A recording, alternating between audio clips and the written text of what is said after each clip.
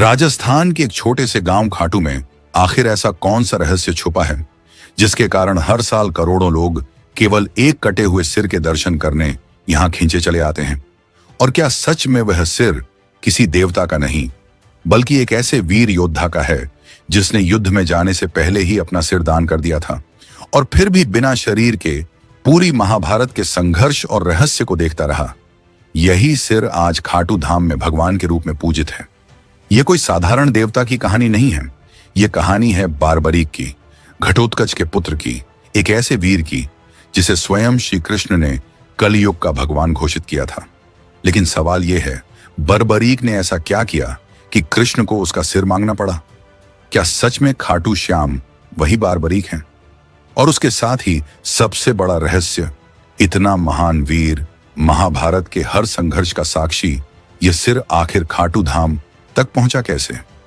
क्या यह सिर्फ इतिहास की एक घटना है या इसके पीछे छुपा है कोई ऐसा राज जिसे समय भी पूरी तरह नहीं खोल पाया? इतनी अलौकिक घटनाओं के बीच खाटू श्याम का यह अद्भुत मंदिर आखिर किसने बनवाया था और क्यों? क्या यह सिर्फ भक्ति का स्थान है या किसी गहरे रहस्य को छुपाने के लिए बनाई गई एक दिव्य संरचना? और क्या आप जानते हैं, खाटू श्याम की मूर्ति में कभी कभी अचानक रंग बदलने लगते हैं, कभी नीला, कभी पीला और कई बार गहरा काला। क्या यह केवल आंखों का भ्रम है या वही अदृश्य शक्ति का संकेत जो लाखों भक्तों की अधूरी मनोकामनाओं को सच करती है? साथ ही में मंदिर के बिल्कुल पास है श्याम कुंड, एक ऐसा स्थान जिसके बारे में कहा जाता है कि यहां नहाते ही इंसान के छुपे हुए पाप अपने आप सामने आ जाते हैं। लोग मानते हैं कि इस कुंड का जल सिर्फ शरीर नहीं, मन के भीतर छिपे सच को भी उजागर कर देता है। लेकिन कैसे? क्या वाकई इस जल में कोई ऐसी अदृश्य शक्ति है जो इंसान के कर्मों का राज खोल देती है? या फिर यह भी खाटू श्याम की उन अनोखी लीलाओं में से एक है जिसे आज तक कोई समझ नहीं पाया? और इससे भी बड़ा एक और रहस्य है, वो 13 सीढ़ियां। कहते हैं ये सिर्फ मंदिर की सीढ़ियां नहीं बल्कि हर कदम किसी छुपे अर्थ की ओर इशारा करता है। कुछ कहते हैं कि जब कोई भक्त इन सीढ़ियों को पार करता है तो उसके मन की सच्ची इच्छा भी परीक्षा से गुजरती है। लेकिन इन 13 सीढ़ियों का असली राज क्या है, यह अब तक एक ऐसा रहस्य है जिसे कोई पूरी तरह समझ नहीं पाया। इन सब रहस्यों के बीच एक ऐसा रहस्य है जो लोगों को सचमुच चौंका देता है। साल 2020 में खाटू श्याम मंदिर की सालाना आमदनी करीब 12.5 करोड़ थी, लेकिन अचानक साल 2023 में यह बढ़कर लगभग 250 करोड़ तक पहुंच गई। आखिर ऐसा कैसे हुआ? क्या वजह थी इस जबरदस्त बढ़ोतरी की? क्या यह सिर्फ बढ़ती श्रद्धा का परिणाम है या खाटू धाम में कुछ ऐसा घट रहा है जिसे आंकड़े भी छुपा नहीं पा रहे? क्योंकि जैसे जैसे भक्तों की संख्या बढ़ रही है वैसे वैसे मंदिर से जुड़ी रहस्यमयी घटनाएं भी बढ़ती जा रही हैं, मानो कोई अदृश्य शक्ति हर वर्ष अपनी मौजूदगी और स्पष्ट कर रही हो। इतने सारे रहस्यों, चमत्कारों और अनसुलझे सवालों के बीच एक बात साफ है, खाटू में सिर्फ एक मंदिर नहीं खड़ा, यहां इतिहास, आस्था और महाभारत का सबसे अनोखा अध्याय अब भी सांस ले रहा है। वो कटे हुए सिर की रहस्यों से भरी यात्रा हो या बर्बरीक की अद्भुत प्रतिज्ञा या फिर कृष्ण का लिया हुआ वह निर्णय जिसने कलयुग को उसका भगवान दिया, हर तथ्य अपने भीतर एक नई कहानी छुपाए बैठा है। और शायद इन रहस्यों को समझने का असली समय अब शुरू होता है, क्योंकि आगे जो आप सुनने वाले हैं वह सिर्फ कथा नहीं, बर्बरीक से खाटू श्याम बनने की वह यात्रा है जिसने पूरे युग का भाग्य बदल दिया। युगों पहले जब धर्म और अधर्म के बीच बड़ा संघर्ष होने वाला था, तभी पांडुपुत्र भीम के पुत्र घटोत्कच के घर एक अद्भुत बालक का जन्म हुआ। उसकी माता का नाम मोरवी था, जिन्हें अहिलावती के नाम से भी जाना जाता था। जन्म लेते ही आकाश में एक दिव्य प्रकाश फैल गया था, देवताओं के नगाड़े गूंज उठे थे। यह बालक था बर्बरीक, एक ऐसा वीर जिसकी शक्ति और पराक्रम की चर्चा आज भी की जाती है। बर्बरीक के आते ही प्रकृति में असंख्य चमत्कार प्रकट हुए। पेड़ पौधे फलों और फूलों से भर गए, नदियां मधुर धुन बजाने लगीं और पशु पक्षी आनंद से नृत्य करने लगे। यह सब संकेत था कि कोई दिव्य आत्मा पृथ्वी पर अवतरित हुई है। बचपन से ही बर्बरीक में असाधारण शक्तियां थीं। केवल 5 वर्ष की उम्र में उसने एक हाथी को अपनी मुट्ठी भर ताकत से रोक दिया था। 10 वर्ष का होते होते उसने एक ही दिन में 100 राक्षसों का अंत कर दिया था। मां मोरवी ने अपने पुत्र को सिखाया था, हे पुत्र, जीवन में हमेशा याद रखना कि सच्चा धर्म है हारने वाले की सहायता करना। जो कमजोर है, जो अकेला है, जो मुसीबत में है, उसका साथ देना ही सबसे बड़ा धर्म है। बर्बरीक ने इन शब्दों को अपने दिल में बसा लिया था। वह जानता था कि उसकी शक्ति का उपयोग हमेशा निर्बलों की रक्षा के लिए होना चाहिए। उम्र के 16वें वर्ष में बर्बरीक ने कठोर तपस्या की। हिमालय की ऊंची चोटियों पर, जहां सिर्फ बर्फ ही दिखाई देती थी, उसने भगवान शिव की आराधना की। महीनों तक केवल हवा पर जीते हुए वह तप में लीन रहा। अंततः भगवान शिव प्रसन्न हुए और उन्होंने उसे 3 दिव्य बाण प्रदान किए। ये बाण साधारण नहीं थे, चमत्कारी थे। पहला बाण शत्रुओं के सभी कमजोर बिंदुओं को ढूंढकर उन पर लाल निशान लगा देता था। दूसरा बाण मित्रों और जिनकी रक्षा करनी हो उन्हें पहचान कर नीला चिन्ह बना देता था। तीसरा बाण सबसे प्रबल, ये लाल निशान वाले सभी शत्रुओं का अंत कर देता था और नीले निशान वाले सभी की रक्षा कर लेता था। माता मोरवी, जो स्वयं नाग कन्या थीं, उन्होंने अपने पुत्र को एक दिव्य धनुष भेंट किया। यह धनुष इतना शक्तिशाली था कि उसकी टंकार से ही शत्रु भयभीत हो उठते थे। इस धनुष का नाम था महाकाल दंड। इसकी विशेषता थी कि यह कभी लक्ष्य को चूकता नहीं था। बर्बरीक जिस भी शत्रु के बारे में मन में विचार करता, बाण सीधे उसी तक पहुंच जाता, चाहे वह कहीं भी छिपा हो, चाहे कैसी भी माया क्यों न रच दे। जब महाभारत युद्ध की घोषणा हुई, बर्बरीक के मन में भी युद्ध में उतरने की इच्छा हुई। उसने सोचा, यह तो धर्म और अधर्म का महान संग्राम है, इसमें मेरा शामिल होना आवश्यक है। पर सवाल यह था कि वह किस पक्ष में लड़े। मां के दिए संस्कारों के अनुसार उसे हारने वालों की तरफ से खड़ा होना था। अपने नीले घोड़े पर सवार होकर वह कुरुक्षेत्र की ओर चला। रास्ते में वह सबसे पूछता, कुरुक्षेत्र में कौन कमजोर पड़ रहा है? सबका एक ही उत्तर था, पांडव निर्बल हैं, कौरव शक्तिशाली। यह सुनकर बर्बरीक ने निश्चय कर लिया कि वह पांडवों का साथ देगा। कुरुक्षेत्र पहुंचकर वह एक वट वृक्ष के नीचे आराम करने बैठा। वहीं उसे एक तेजस्वी और सुंदर ब्राह्मण मिला। उसकी आंखों में अद्भुत चमक थी और मुस्कान में दिव्यता। वह ब्राह्मण और कोई नहीं बल्कि स्वयं भगवान कृष्ण थे, जो उसकी परीक्षा लेने आए थे। ब्राह्मण ने मधुर स्वर में पूछा, वत्स, कहां जा रहे हो और ये 3 बाण किस लिए? क्या सच में तुम केवल 3 बाणों से पूरा युद्ध जीत सकते हो? बर्बरीक ने विनम्रता से उत्तर दिया, हे ब्राह्मण देव, ये साधारण बाण नहीं है। एक बाण शत्रुओं को चिन्हित करता है, दूसरा मित्रों को, और तीसरा सभी शत्रुओं का अंत कर देता है। यदि चाहूं तो एक ही बाण से पूरी पृथ्वी को छेद सकता हूं। ब्राह्मण मुस्कुराए, वत्स, यह कैसे संभव है? मुझे अपनी शक्ति दिखाओ। उन्होंने पास खड़े विशाल पीपल के पेड़ की ओर इशारा किया और कहा, इस वृक्ष के सभी पत्तों को छेद दो, लेकिन ध्यान रहे, कोई भी पत्ता नष्ट नहीं होना चाहिए, केवल छेद होना चाहिए। बर्बरीक ने पहला बाण धनुष पर चढ़ाया। मन में संकल्प किया, हे महादेव, इस वृक्ष के हर पत्ते के मध्य में छेद हो जाए। बाण छोड़ा गया और अद्भुत चमत्कार हुआ।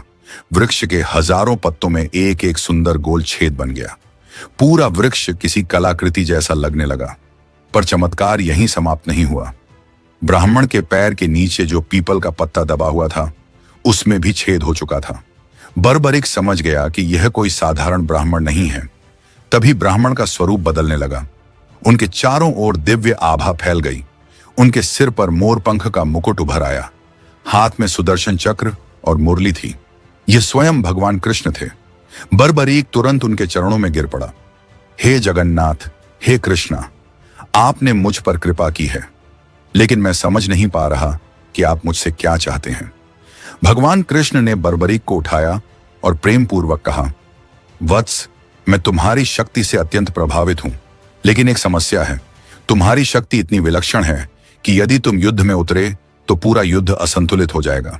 भगवान कृष्ण ने समझाया, तुमने कहा था कि तुम हमेशा हारने वाले का साथ दोगे, लेकिन सोचो, यदि तुम पांडवों के साथ मिलकर कौरवों को हरा दोगे तो कौरव हारने वाले हो जाएंगे, तब तुम्हारा धर्म होगा कि तुम कौरवों का साथ दो, और यदि तुम कौरवों की मदद करोगे तो पांडव कमजोर पड़ जाएंगे, तब तुम्हें उनका सहारा बनना पड़ेगा। इस तरह अकेले तुम ही पूरा युद्ध लड़ लोगे और सभी महारथी केवल दर्शक बन जाएंगे।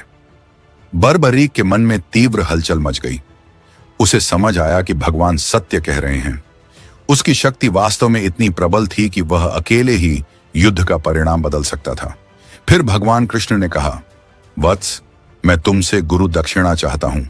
बर्बरीक ने श्री कृष्ण से कहा, प्रभु, आपकी आज्ञा मेरे लिए सर्वोपरि है, कहिए आपको क्या चाहिए। तभी भगवान कृष्ण ने कहा, मुझे तुम्हारा शीश चाहिए। यह सुनकर एक पल को बर्बरीक का चेहरा मंद पड़ गया। मन में अनेक विचार आए।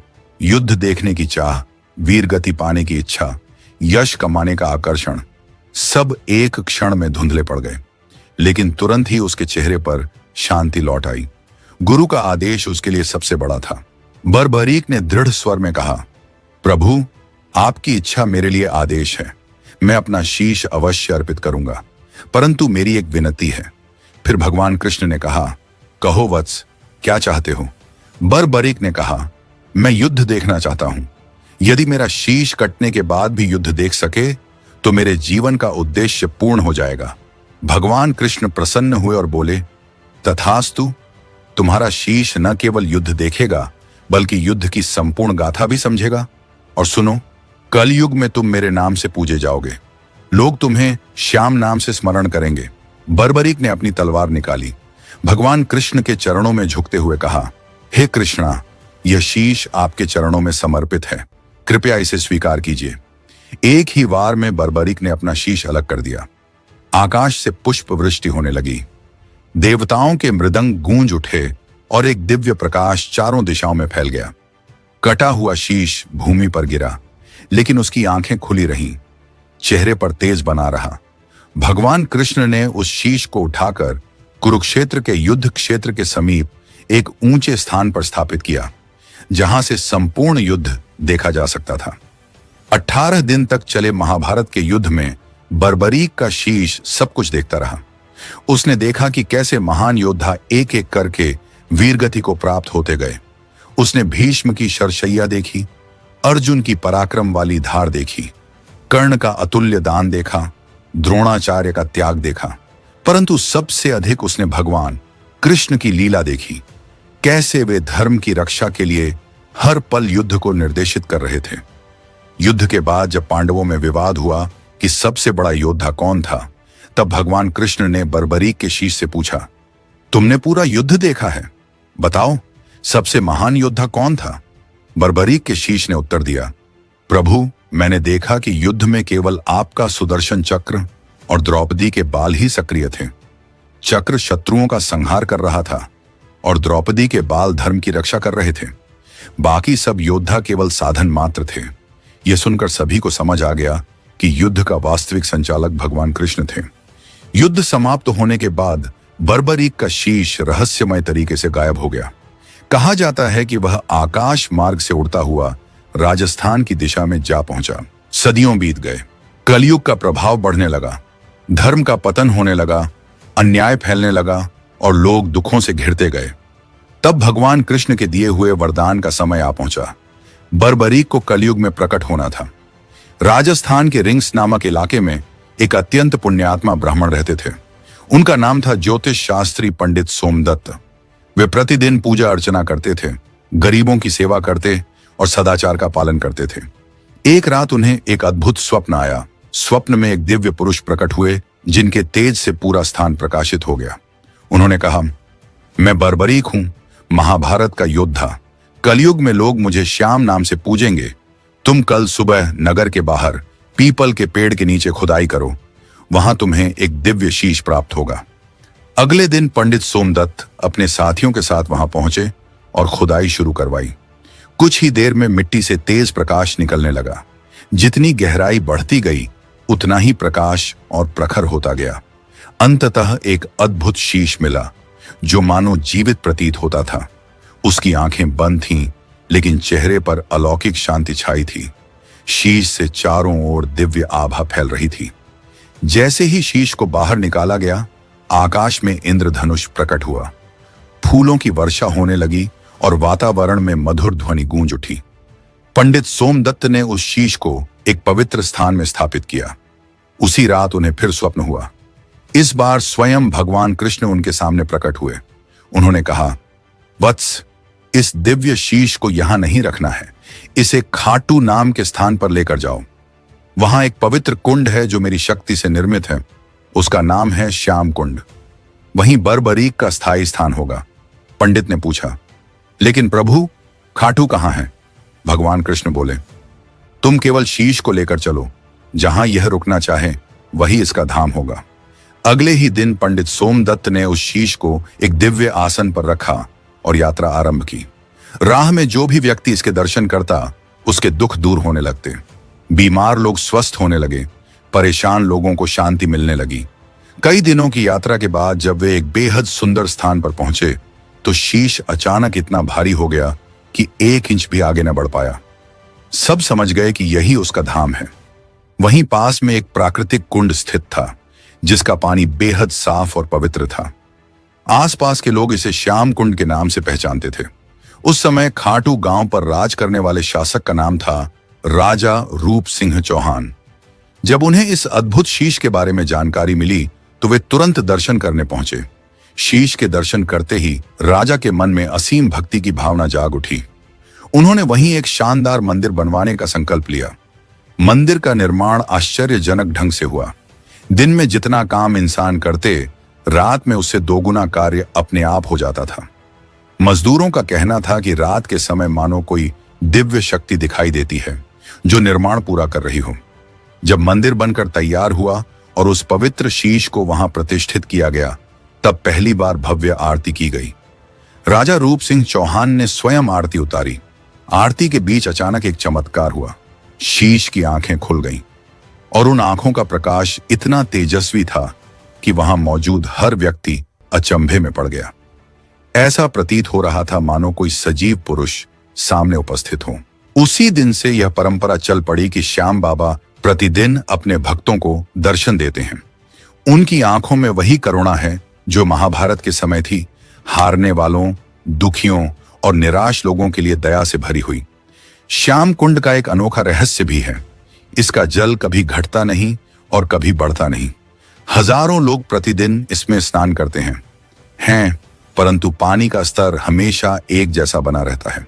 वैज्ञानिकों ने कई बार परीक्षण किए, लेकिन कोई भी भूमिगत जल स्रोत नहीं मिला। यह रहस्य आज भी अनसुलझा है। कहा जाता है कि यह कुंड सीधे क्षीर सागर से जुड़ा है, जहां भगवान विष्णु विराजमान हैं, इसलिए इसका पानी कभी समाप्त नहीं होता। श्याम बाबा की प्रतिमा के ठीक नीचे एक प्राचीन गुप्त कक्ष है। मान्यता है कि वहां बरबरीक के 3 दिव्य बाण सुरक्षित रखे हुए हैं। यह कक्ष तभी खुलेगा जब कलयुग में अधर्म अत्यधिक बढ़ जाएगा। जब पाप अपने चरम पर पहुंचेगा, तब यह कक्ष खुलेगा और श्याम बाबा अपने दिव्य बाणों के साथ धर्म की रक्षा के लिए प्रकट होंगे। मंदिर के पुराने पत्थर के शिलालेखों में एक नील घोड़े पर बैठे हुए एक वीर का चित्र भी उकेरा हुआ है। यह चित्र आज तक रहस्य माना जाता है और इसका सच्चा अर्थ कोई नहीं समझ पाया है। अब जब इस दिव्य गाथा के रहस्य एक एक करके प्रकट हो चुके हैं, अब समय आ गया है कि हम खाटू धाम के सबसे अद्भुत और प्राचीन रहस्य की ओर बढ़ें। वह रहस्य जिसे आज भी कोई पूरी तरह समझ नहीं पाया। अब हम बात करेंगे मंदिर की 13 सीढ़ियों के उस रहस्य के बारे में, जिसे श्याम बाबा की शक्ति का जीवंत प्रमाण माना जाता है। कहा जाता है कि खाटू श्याम जी की ये 13 सीढ़ियां सिर्फ पत्थर नहीं, बल्कि बाबा तक पहुंचने वाली एक छोटी सी आध्यात्मिक राह है। भक्त मानते हैं कि जब कोई इन 13 सीढ़ियों को चढ़कर ऊपर पहुंचता है, तो ठीक उसी जगह खड़ा होता है जहां से श्याम बाबा की प्रतिमा से सीधा नेत्र संपर्क होता है। उस पल भक्तों को लगता है कि उनकी हर बात, हर दुख, हर इच्छा बिना कहे ही बाबा तक पहुंच गई। इन सीढ़ियों को लोग आस्था का मार्ग भी कहते हैं। भक्त जब एक एक कदम ऊपर बढ़ते हैं, तो ऐसा लगता है जैसे वे अपनी परेशानियां पीछे छोड़कर बाबा की शरण में प्रवेश कर रहे हों। मंदिर के पुराने समय में गर्भगृह तक पहुंचने का यही मुख्य रास्ता था और आज भी लाखों भक्त इन्हीं 13 सीढ़ियों से होकर दर्शन करने आते हैं। मंदिर प्रबंधन भी कहता है, यह सब भक्तों की श्रद्धा है, क्योंकि श्याम बाबा तो हर किसी की सुनते हैं, भले ही कोई किसी भी रास्ते से आए। लेकिन इन 13 सीढ़ियों का यह छोटा सा रहस्य आज भी खाटू धाम की पहचान है, जहां हर कदम पर भक्त महसूस करता है कि वह अपने श्याम के और करीब पहुंच रहा है। अब हम बात करेंगे खाटू श्याम बाबा की प्रतिमा में छिपे उन अनकहे रहस्यों की, जिनके बारे में शायद बहुत कम लोगों को पता है। कहा जाता है कि बाबा की मूर्ति का रंग चंद्रमा के बढ़ने घटने के साथ बदलता है। यह कोई साधारण बदलाव नहीं, बल्कि मंदिर की एक पुरानी परंपरा है, जिससे भक्तों को बाबा के 2 अलग अलग स्वरूपों के दर्शन होते हैं।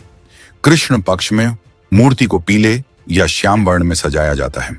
माथे से लेकर गालों तक चंदन का लेप लगाया जाता है, जिससे मूर्ति हल्के पीले और तेजस्वी रूप में दिखाई देती है।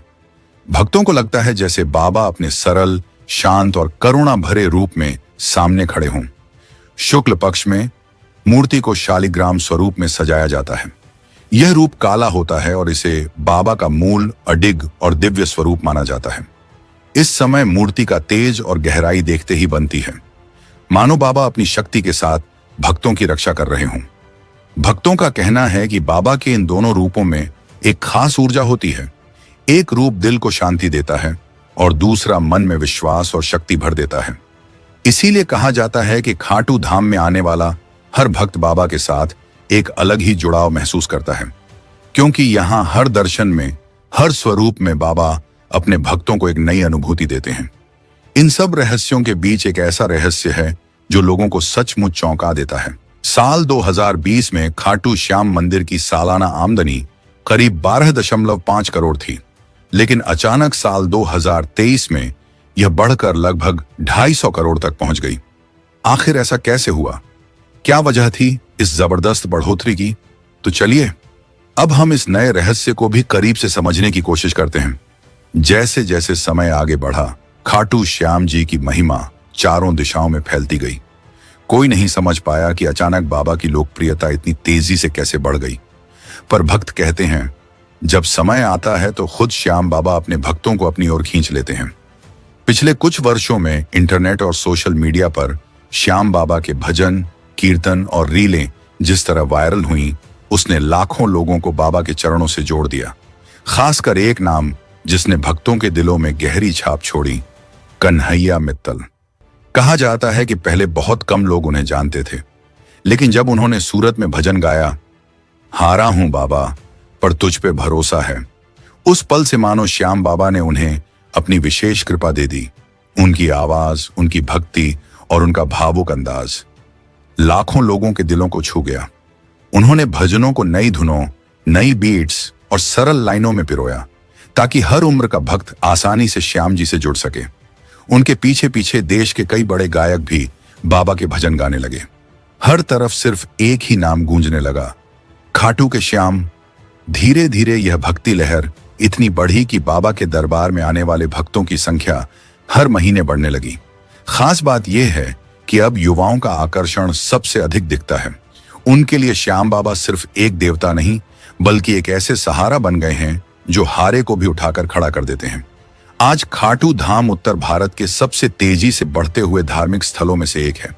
हर सप्ताह लाखों भक्त दर्शन करने आते हैं और सालाना लखी मेले में तो भीड़ का कोई अंत ही नहीं रहता, जैसे पूरा संसार बाबा की शरण में उमड़ आया हो। और इन सब के बीच सबसे सुंदर बात यह है, भक्तों का विश्वास। लोग मानते हैं कि बाबा ने ही समय आने पर अपने नाम को फैलाया, ताकि अधिक से अधिक लोग उनकी कृपा और करुणा का अनुभव कर सकें।